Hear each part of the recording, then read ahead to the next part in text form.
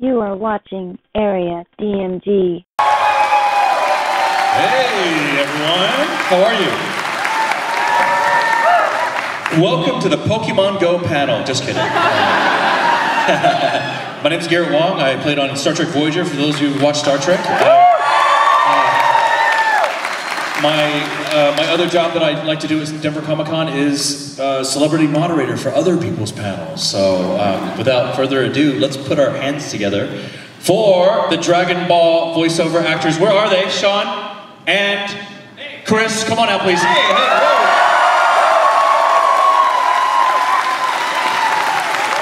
This is nice. Holy crap, this is amazing. I feel like we should sing or something. We should.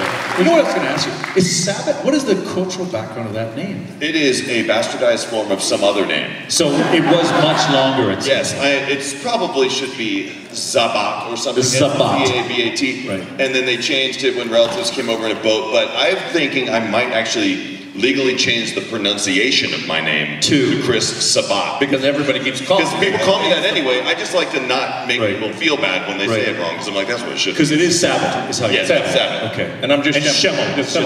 But I call him Schemmel. Everybody calls me Schemmel also.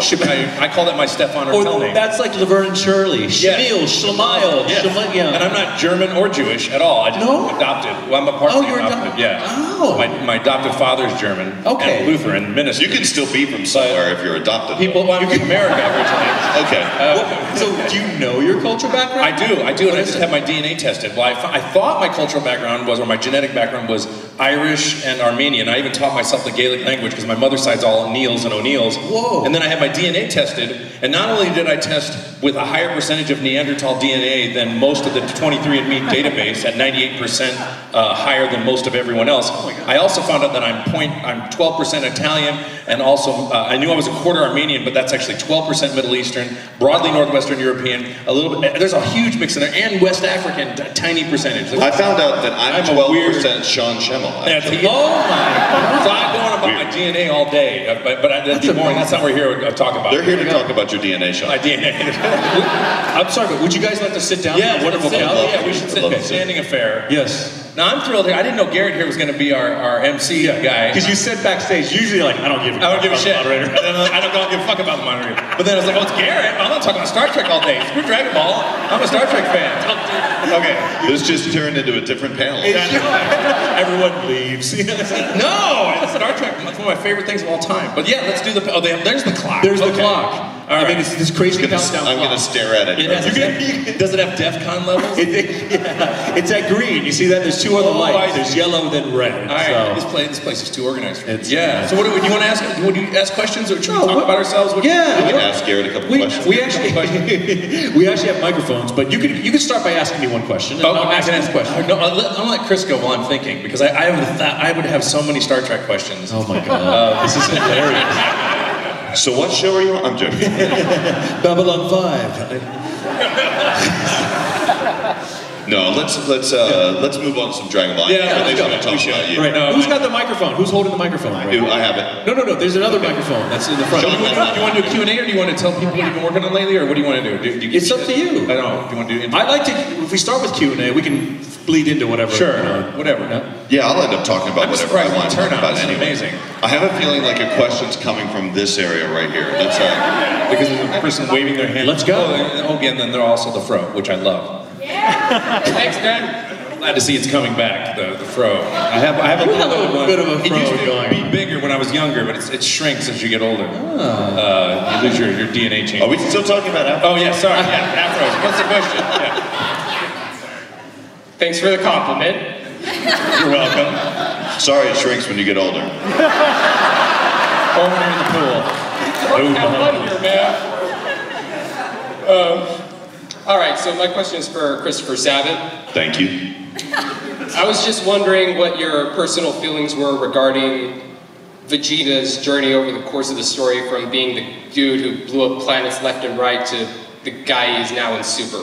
I never in a million years would have imagined that Vegeta would become the best character in the series. I'm sorry. It's weird, though. Doesn't bother me. I just think that he has such, like, of course, Sean always gets to be like the main character and the hero, and he's all in all the posters. But like, Vegeta's just had like the best backstory. His childhood was awful. He starts off as a horrible person, and he chooses to be a better person over time. Whereas Goku. He's just a dick. Yeah, he just... That's what I think is genius about a character. He just fell on his head as a child. We've been worshipping Goku the whole time, but he's the dick of the series. Yeah. Really? Well, he's just insensitive because he doesn't... all he wants to do is fight. Yeah, he only cares about fighting because he got hit on the head as a small child. And yeah, so Vegeta is a great person now because he chose to be, and he worked really hard, and he always wants to be better than Goku. Goku fell on his head as a child, and therefore has a head injury, and that's the only reason Goku is nice. Yeah, and everybody's like, we love you, Goku, and they all cry. And what I think is he's like the ultimate gaslighter, the ultimate sociopath, because everyone cries, like, Goku, and he's like, hey, I just got respect for the dead. Screw y'all, I'm gonna train this guy. See you later, bye. Like, he just totally is like, and everybody's like, oh, they still love him. He has foolishly manipulated the entire Z crew. It's true. Into loving him when he's been nothing but a dick, basically. Doesn't even say hi to his own child when he comes back. It's true, he barely does. Vegeta, yeah, it's good to see you, bud, yeah. Oh, he thinks about getting back to Earth to fight Vegeta more than he thinks about his wife and kids, for sure. That's one of the things we discovered about his character. Is it a prerequisite for voiceover actors to have nifty tennis shoes? Like, Look at mine too. I got these because I normally wear New Balances, and when I had the New Balances, I had the rock and roll ones, which had a guitar pick. But these are Echo. And I got inspired because Chris had some Echoes, and he said these were so comfortable, but they weren't the same shoes.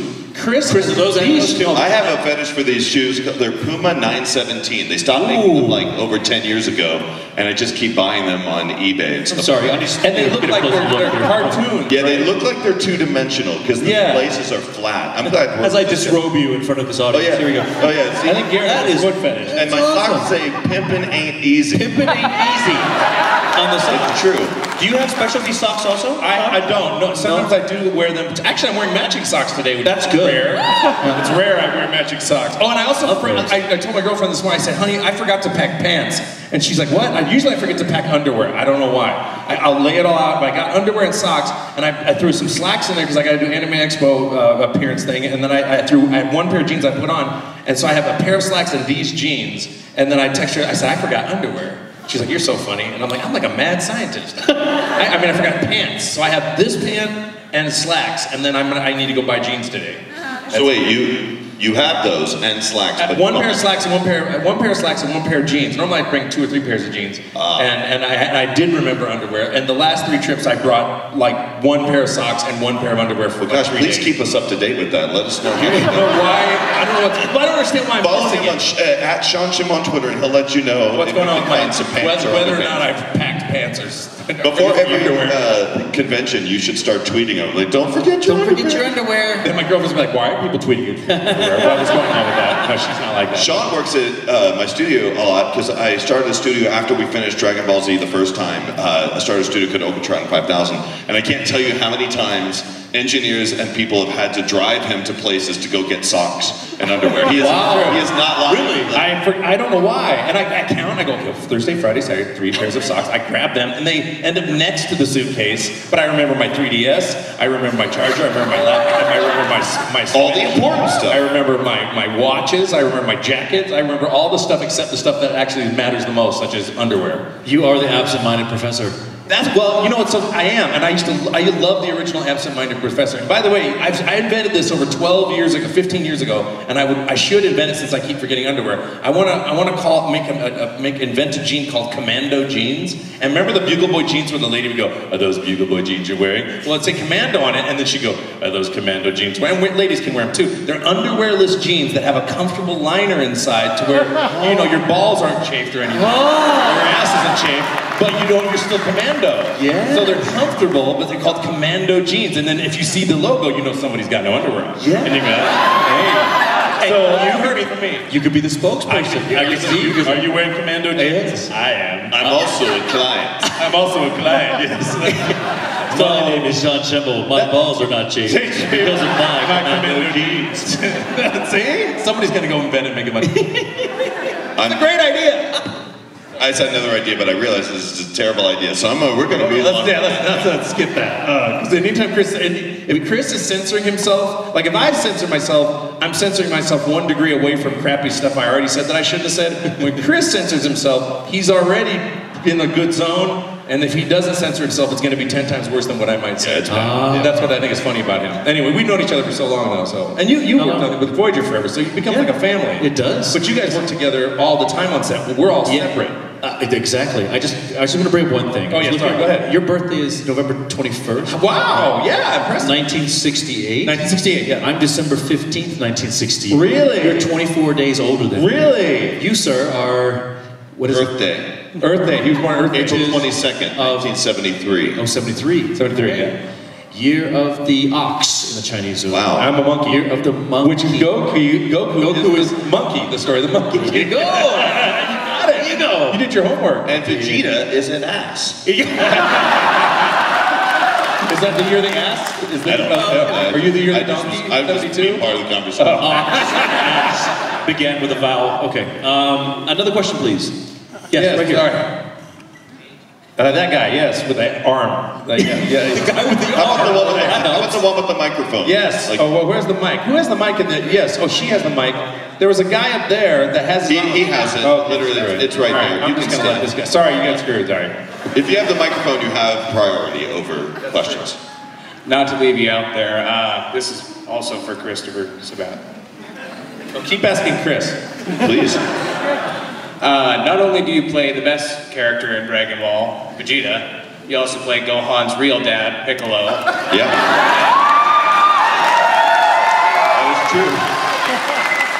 That And Shenron, and then Mr. Popo, and all these other is true. different... And then arguably the strongest, best character in the series, Yamcha. Yamcha. My favorite action figure in my entire collection is the dead Yamcha action figure. And I'm not kidding, that action figure does exist. He's curled up into a ball like he died right after the Cybermen. And if you bring him out at Thanksgiving, you put him in the center of a pie, and he looks just like he died in the crater. Unbelievable. It's remarkable. Go ahead, I'm sorry, I interrupted you. No, that was a good story. So how does it feel to play so many different characters? Do you have to get motivationally, I play a lot of different characters too. I play 2 characters on Dragon Ball. King Kai too, yes. In other shows. He's also played King Kai and Nail, so he's Yeah, I pretty played poised. 3 voices on Dragon Ball. Yeah. So how did... Just hang out. Actually, the way we handled the multiple voice things was, and let me back up. The reason why I got so many of these voices wasn't necessarily because I was absolutely the best voice actor that you could find. Oh, he's really good though. I was amazing. But here's the thing: when Funimation first started in '98, when we were first dubbing these things, the Funimation had no money. They really weren't paying anybody anything. It was done in Dallas, Texas, where no other dubbing of anything or even hardly any voice work was being done at all, unless they were commercials and stuff. So I think every time they would cast a new character, the producers would go, "Oh, Chris, he auditioned for this one. How about you play Yamcha too? And how about you play?" We pay him $20,000 a year. Exactly. I was on salary as a staff member at Funimation at that time. So I think it was just a way to save money, and it worked out fine. You've been passing off the characters. You gave a few away. Like you gave away Raccoon, didn't you? I gave away Mr. Popo. Yes. Chris Casey, who does a great job. Well, some of the characters, like Mr. Popo, he was actually played by Chris Casey originally, but back in those days, Funimation wasn't spending any money on anything. Anytime you'd get a job, like an actor would have actually paid you, or if they were touring or something, they had to give up the role. And at that point, we were racing the clock, and they said, "Chris, can you do that voice?" I go, "Yeah." They go, "Fine, it's yours now." And so I didn't know that I was going to be sitting in an auditorium like this, talking about this all these years from now. Back then, I just thought we were making the show and it'd be done, and everyone was like, "Fine," and we go our merry way. I just never imagined it. You didn't think it was going to go on for 18 years, and it's going to keep going. I'm going to definitely, because I know we're going to be recording Super into next year, possibly longer, and I'm sure there's going to be a new movie on the horizon, I bet, and there's all the games, so I'm going to be doing this into my 80s, just like Masuko Nozawa, I'm guessing, which is crazy. Yeah, the voice of Goku in Japan is 80. She started in her 40s in the 80s, on Dragon Ball, and she's been doing it ever since. You'll be 79 in 24 days less. Do you guys get along with all the other Funimation originals? They're terrible. Most of them. Yeah, most. Well, the weird thing about Chris is like I said, on Star Trek, you're all working together. Yeah. But on our show, because we're doing ADR, and we're not even doing prelay, which we might be working together if we were doing a Simpsons-like show or prelay, Chris is like the linchpin of everybody, because everyone goes through Chris because he's the director of the show. So I know Chris really well. I know my other castmates fairly well, but he knows everyone intimately because he works with everyone for years, and so he knows everybody's secrets. And really, he could probably hold all of us for ransom and get money, extort us for money. And he's got archives at home of embarrassing moments, such as me in this hookah restaurant in 2001. That's, I don't even ever want to really talk about. We're not even want to talk about that. But why did I bring that up? You said hooker. No, not hooker. No, hookah restaurant. Big difference. Hooker. No, we were smoking. I know how much of an NWA fan he is. Like, all right, let's get another question going. Right here. Sorry, there's no more questions. Okay. I guess it kind of goes... Did we even answer that other guy's question? What was the question? Did we answer your question, dude? Why is Well, it wasn't really directed to you. Oh, yeah. It's like all the questions have been to Chris, so... His question ultimately is, how is it that you're so much better than Sean? That's pretty much how I took it.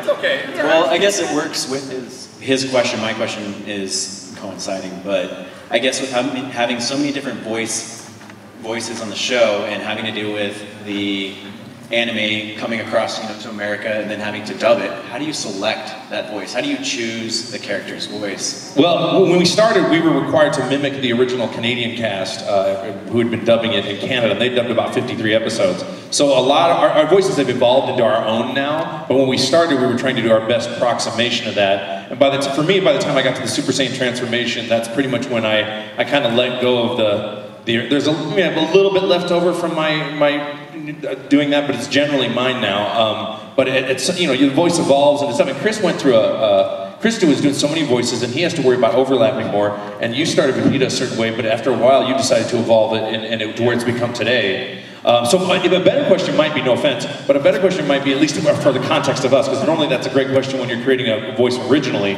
would be, how our voices evolved and why we let them evolve and what were the reasoning behind that. Because Chris has a really interesting story about how that happened with Vegeta, and you had that fan come up to you talking to you about Piccolo and Vegeta voice. That was interesting, yeah. When we were first working on the show, we were working on it so hard, just racing to keep it on television.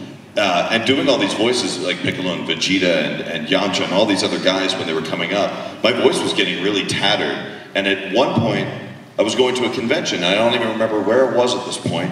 It was, we were halfway through the series, and this fan caught up with me and goes, Mr. Sabat, I don't want to interrupt you. If you have a minute, I want to talk to you for a second. I'm like, all right, what's up? He goes, I've noticed that your Piccolo and your Vegeta voice are getting closer and closer together. And normally, it would be really weird to hear something like that from a fan, but I was really taken aback by it, and I thought, he's actually right, because my voice was so damaged at that point. The difference between Vegeta and Piccolo was kind of becoming really blurry. So at that point, I jumped Vegeta's voice up a little bit and hit Piccolo's voice down a little bit. So I have some fan to thank for helping me course correct that voice a little bit, which was really cool.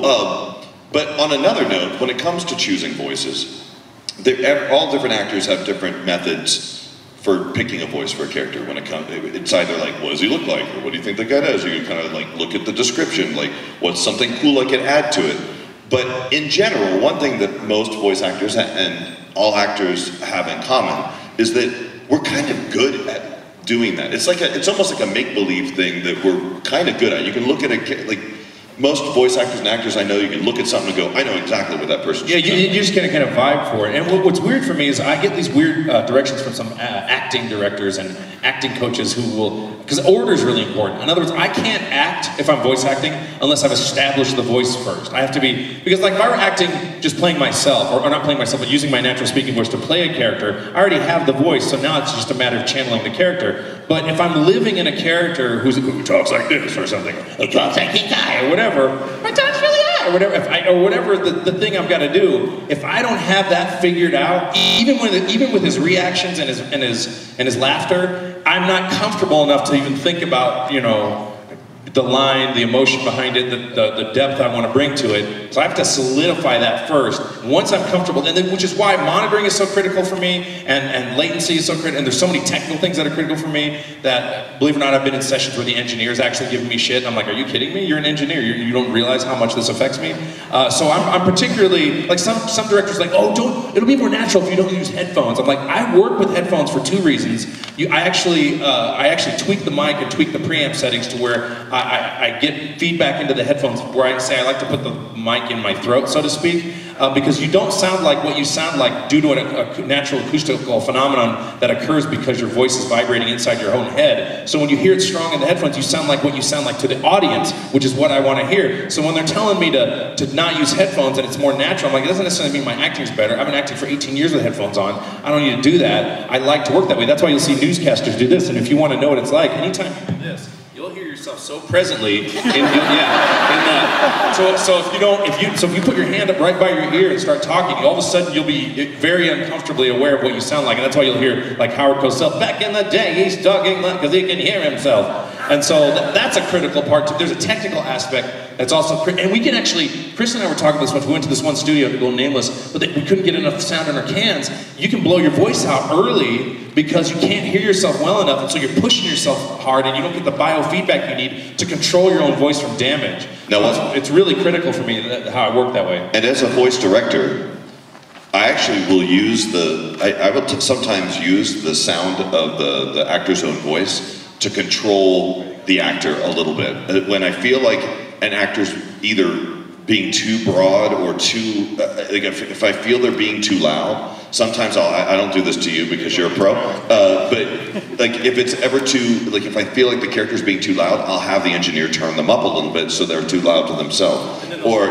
if they're not talking loud enough, I'll have them like, you know, turn down the gain on their headphones just naturally, and they start talking a little bit louder. You can kind of use it as a trick to get. You use it more on younger actors and things like that. People haven't done it a lot. Yeah. They don't understand how to work the mic, and that's also critical. And there's other mic techniques we can talk about too. This can turn into a whole conversation about mic technique, but yeah, we all take it very, very seriously. Now, Garrett, have you had to do ADR for Star Trek? Yeah, we did tons of ADR for all the episodes, right? Yeah, and then for Star Trek Voyager, Elite Force video game, we did that. When you're on set, is it all like really noisy and ambient, and then we hear that nice quiet audio? That's your ADR work? Pretty much. They ADR almost everything. Almost everything. We do so much ADR. But I was just going to tell a funny story about when I was at doing an ADR session, and the sound engineers were talking about how they had Jean-Claude Van Damme in there, and Jean-Claude was doing all the ADR for his fight scene, and he decided to actually do all the moves that he did in the movie in the studio. So he's doing spinning kicks, he's flipping around, you know, and he's like kicking a $3,000 break. But he worked himself up so much that he hyperventilated and passed out, right? So then they're like, Jean-Claude, and they look over, he's out cold, just like flying down. So, did you guys ever do, with any of the fight stuff, did you guys ever get into it with the physicality of it, you know? Well, for me what happens is, I don't know, because I have a background in sound and audio, I'm aware that doing that stuff in the booth is an engineer's nightmare because he's having to worry about Jean-Claude's clothing noises, wind noises, not being on mic. So I would not have suggested that choice to Jean-Claude. However, I do believe in, you know, acting it as accurately as you could. And for me, there are plenty of videos of me moving in the booth, and sometimes I'll rise up on my toes and make some fist movements. But I did pass out doing Dragon Ball GT, Kamehameha, Super Saiyan 4, because I miscalculated for a Kamehameha, I calculate a huge amount of air, and then I have to pace it out and watch it, and then make sure that I have enough, especially for the ha, which it tends to go on forever. And so because Super Saiyan 4 was a much lower voice, the aperture of your vocal cords is larger, and so more air per square inch is going through your voice. I miscalculated and had been working 10-hour days, and had been going, I just passed out, and luckily the booth's all padded, and I land on the floor, and I heard the engineer, and Chris did not direct that session, I think it was Bevins, or somebody, he goes, Sean, you okay? And I'm like, yeah, just, let me stay down here for a little bit. And I just closed my eyes, and I just had the headphones on, and I was just like, I'm just gonna lay down and let this pass. And I remember thinking as I was falling, this is kind of fun. like, it was really enjoyable to pass out against your own will. You know who his passed out voice sounds like? Vic Mignogna. That's why you're sorry. Let me just think about this for a minute. I gotta say, yeah, okay. That's his Vic impression is so good. I'll turn you into a video later, boy. I'm going to answer this question as Vegeta. Only losers pass out in the booth.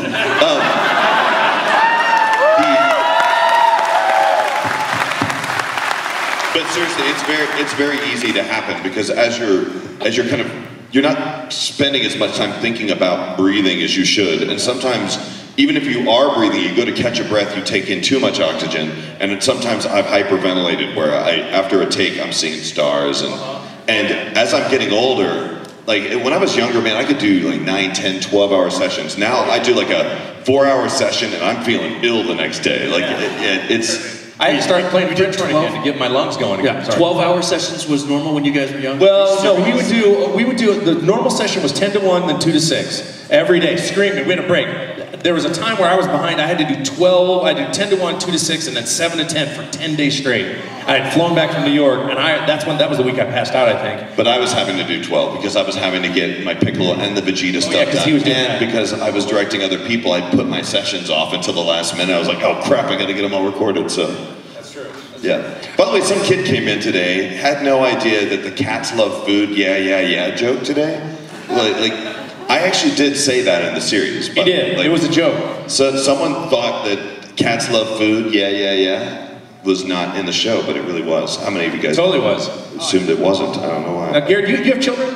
No, you don't. Do you watch Dragon? Would you like I won't be offended if you don't. But. I've seen Dragon Ball, yes. I don't follow it as religiously as the fans. That's okay. No, I don't follow it religiously as the fans. I just want to say, when you dropped your mic and Chris and I both came in at the same time, I wanted to say, Jinx, you owe me a Coke. Well, he was doing sign language for hand me 2 microphones. Why? You asked about kids because. Well, I was just wondering if there was a question I was leading with that.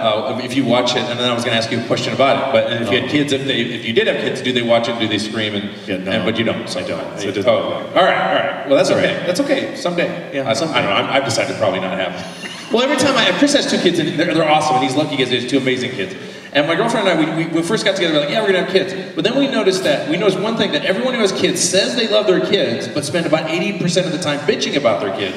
So I'm like, you say you love them, but you don't get any sleep, you don't have sex anymore, you don't have any free time for your hobbies, you love them is in there somewhere, and your time, I go, that doesn't sound like I want to have kids.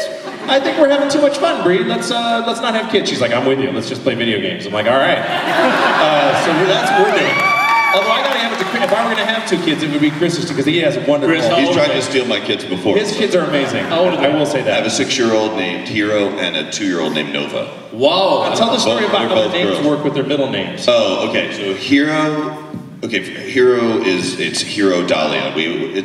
We wanted her to have kind of since we're giving the name Hero to a girl, and it could be kind of, if we gave her something too epic for a middle name, it might be a little bit too much. Because you were gonna do something epic like superhero and then super. Well, yeah, it's Hero Dahlia and then Nova Vox, which Nova means star, Vox means voice. So if she wants to be a voice actress, she'll have Star Voice as a name.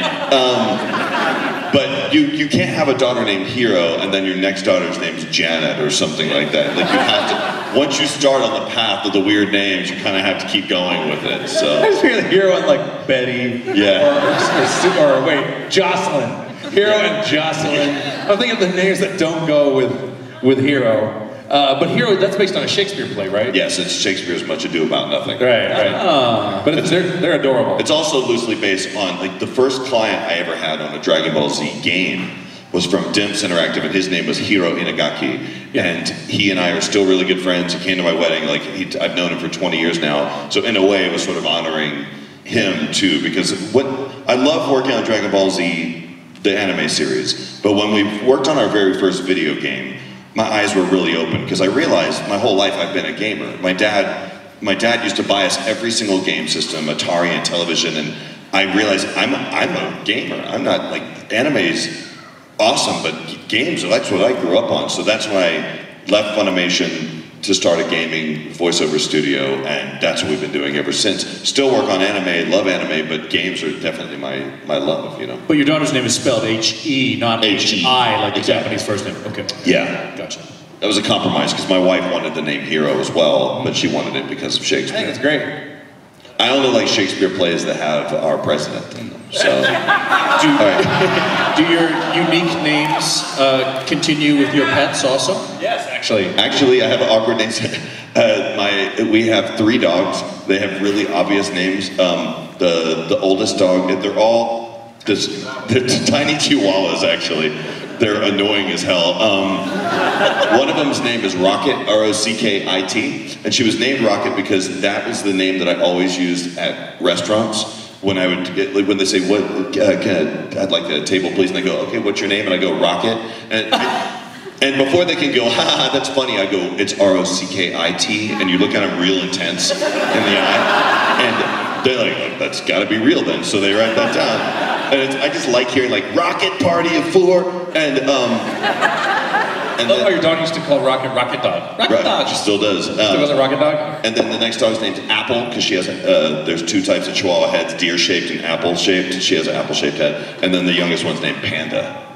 So, I like that. There you go. We got cute kids and cute. I am literally surrounded by girls. Everything in my house is girls. True. You're loaded, your house is loaded with women. Yes, it is. 3 of them are dogs. It's awesome. It's really great. I love every single second of it. Rocket when you checked into a hotel to stay as an alias? Did you ever do that? No, I couldn't tell them that anyway, because everyone would be looking for Rocket. Actually, yes, I do. I use Rocket. Please check for that. No, you have to, okay, when you're getting a small dog, because you may marry somebody that's going to insist on you getting small dogs, and you have no choice. Because you have you have no guts to speak up your own mind and your own Because relationship. you got married. Exactly, and you had kids, and it's all over with. But you have, like, my philosophy on dog naming is you should always name your dog something that you're not afraid to yell really loudly and angrily outside. Like, if you name your dog like Buttercup, it's so dumb to yell that, "Buttercup, get in here, Buttercup." Like, you want something that sounds awesome when you yell. So Rocket sounds really cool when you yell it really loud. Well, here's the one caveat. I named my first dog Bruno, and here's the problem. If you name a dog with the last syllable as no, now when I'm saying, "No, don't do that," he thinks it's his name, you know? So, yeah, no good. So I guess you could teach him no in some other language. Yeah, we did that. Yet. Okay.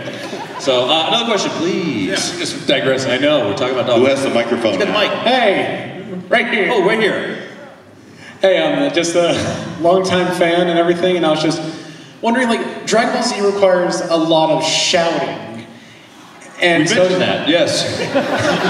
Did you just figure that out? And I was Dragon Ball requires, and I was just wondering. What? Shouting? Sorry. Okay. I was just wondering, which one of you can shout the loudest? I think I can. I'm guessing. I don't know. Because I think I can. I don't know. But Chris. I don't know if we've ever, like, what we should do someday is like shout really, off? Like, but we'll have to do it using really We have to use amazing decibel meters. meters and stuff. Yeah, we got to use meters. I won't trust It also may not be fair based on the microphone that we're using. That's true. Like, we'll have to see. I We'd don't have know to if we've test ever it. tested the SPLs of our voices. I have broken a diaphragm before on the microphone. On the I have done. I think I broke the TLM 103 we had at Funimation at one point. I think I broke it. Screaming my ass off. Of course, that could have been because it'd been screamed at for years, and then I was the strong. And I've broken my phone talking with Sean sometimes. Yeah. You could do it right now and let the audience decide. No. Here's why. I have to record Dragon Ball Super next week, and I'm going to be talking all weekend. I've got to do this and then Anime Expo, and just talking 8 hours a day wears out my voice. So if I'm screaming, I'm trying to not get fired. I'm gonna answer this as Vegeta. Okay. Ha! I win. You win. Yay! You win. Finally, the show's over. All right, next question. I'm going to let somebody else pick because I don't know what I'm doing. Yes. Hi there. Hi. I actually had 2 things. I have a gift for Christopher Sabat. Oh my gosh. Yeah. A GIF like it's like an animated image? No, a gift. That's a GIF. Not a gift. Oh, a gift. No, I have something to give you. Whoa. Gift. Is it food? No, it's a drawing. Okay. Yeah, I'll go do that later. Actually, can you hold it up real quick? And is the camera able to turn around? Or no? I don't know. Like, I don't want to drive your camera, man. Bring it over to the camera, maybe. Oh, okay. The camera guy's like, I don't know, man. I've got all these cords. You can bring it up here and I'll hold it up. Yeah, hold it up. Bring it up. Oh, wow. So you come with the your drawing is being escorted by a man in a suit on the stage. Mr. Sabat, your gift. Send the drawing man to get it. It says, it's cheese. Cheese. Where does it say cheese? Oh, it's cheese. Then, thank you for what you do. You're a huge inspiration to me. Thank you, Kaylee Morissette. That is really sweet. Isn't that ironic? What do you think? It would be really funny, though, if on the bottom it says, I gave birth to your child. You owe me $20,000 from the bottom. It's like, I should have previewed that first. Thank you. That's really sweet. Thank you. Thank you. Lovely drawing. And then my question was, if any of you have like a favorite line or a favorite moment, either in or out of the booth, and any stories that might go along with it. I mean, there's all kinds of outtakes. There's 18 years of outtakes we could probably release someday. Hopefully we will. But recently, I love the whole Goku King Kai scene I had to do in Battle of Gods. I really enjoyed doing that scene. I also liked where I got to do a Vegeta impression at the end of that. When Goku was like recounting the story when Vegeta goes, "My Bulma!" Oh wait, it went to DEFCON 2. Went to DEFCON 2 at 5 minutes. See, the light changed on the left. Yep. Oh my God, I'm scared. You just spent 10 seconds talking about that. Shit. Okay.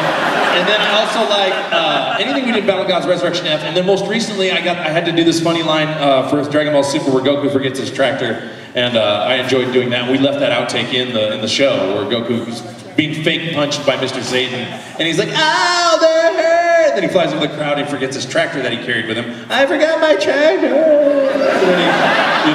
That ended up being just a joke that we left in the show. One of my favorite lines in Super so far has been, it wasn't in the Japanese, but I added it because I've always thought the dynamic between Vegeta and Bulma and Yamcha, who's still hanging around for some reason, is really funny to me because he's just always still there. And how awkward would that be if you're dating someone and their ex just kind of sticks around with this? I've been through that. I broke up with her. Yeah, okay. I have two, by the way, I have another theory on that. I'm going to say it really fast. But you know Vegeta's Batman shirt and his pink shirt and his yellow pants? My theory is that they came from Bulma's house and she didn't go shopping. She just found the first clothing she could find, which would be Yamcha's, by the way. So I believe that You think it's left over when Yamcha used to I be believe there? it was. Okay, so there's a scene where Bulma's trying to convince Vegeta to come and hang out with her at her birthday party, and Vegeta's being grumpy as normal. And the original line was like, "I don't want to hang out," or something like that. And I changed it to, "Sure, let's go see Yamcha." Because I imagine he just would not be having it. He wouldn't like it. I think it's great. Because Vegeta's also cool because he can obliterate Yamcha with one energy blast, and he chooses not to. He's that cool. Oh, and one thing you guys need to start listening for. We call this the Schemmel scream. Oh my God, okay. Have you guys ever heard of the Wilhelm scream? I call it the Himmelman scream, but it's the Wilhelm scream. And it's a stock audio thing that it's in a lot of 30s and 40s or 50s movies. Yeah, and the sound designers for a lot of Steven Spielberg movies, they put this scream when a character dies, it's this Wilhelm. It's like, and it's just this weird scream. Well, I have this weird vocal reaction I do anytime Goku falls or flies a long way, or he's out of balance. And I have this tendency to do it the same way every time. And Chris started calling it the Schemmel scream, or the Schemmel, what do you call it? I think it's called the Schemmelhelm scream. Just listen for me when I'm off balance, flying along, like falling along, like whoa, or like that. I always feel like that's the noise you should make when you're off balance. And we've started inserting it into places where probably a better reaction would work. But we just leave it in. Either that or melismatic singing by soul singers. They sound off balance. Like R&B singers. That's called a melisma, by the way, when you do, for those of you who, I don't know, that's I'm being learning. Sorry. Okay, we have 1 minute, 55 seconds. Thank you. Thank you. We're going to play off their cheers to get more cheers. Hey, we should start going, "We got spirit." Yes, we do. We got spirit. And then see if they hear it. And then suddenly we hear them going, "We got spirit. Yes, we do." That would be hilarious. You have a very short time to ask your question. Go. What's your favorite thing on working on Dragon Ball Super? This moment right here and meeting all you guys. We're Super or Dragon Ball or anything. For me, it's actually working on Dragon Ball Super. Because it's new stuff. Yeah, we've been working so long on the same material over and over and over again. It was finally nice to get new stuff. So I agree with that also. We're having a new storyline, a new animation, and Goku being a radish farmer cabbage. When Goku and Piccolo have to do all the fast cabbage harvesting, I think that's like hilarious. I love it. And Goku's just on a tractor. So he was like, isn't radish like Bardock or something like that? Raditz? He's a radish farmer, but no, Raditz means radish. His brother. It's his brother, which I think it's funny at the beginning of Super. I think he's a radish. Is it a radish farmer? I think he's a radish farmer, and his brother's named Radish in Japanese. Yeah. Who's our producer? Hey, this was a pleasant surprise. We didn't know you were going to be moderating. Man, this is a thrill. Especially because I'm no fan of his. So no, it's great. I watched I've seen a Star Trek Generation, Voyager, DS9 at least twice. Wow. At least twice. You're a big Trekkie. Oh, I am. Big Trekkie. I used to do this. Before I was a voice actor, I used to go to karaoke bars and do Captain Picard rapping. And I would rap that us three and go like, groovy, jazzy, drip, the rolling scene, sweet sugar pop stops, they don't stop till the beat drops. And I would do the whole rap as Patrick Stewart. Sector, target that booty and fire. I would totally do that. And then I became a voice actor later. We need to hang out. Oh yeah, I need to hear this. Oh yeah, it's fun. Oh, thank you so much. Yeah, thank you so much, Sean Schemmel. Thank you, Chris Sabat.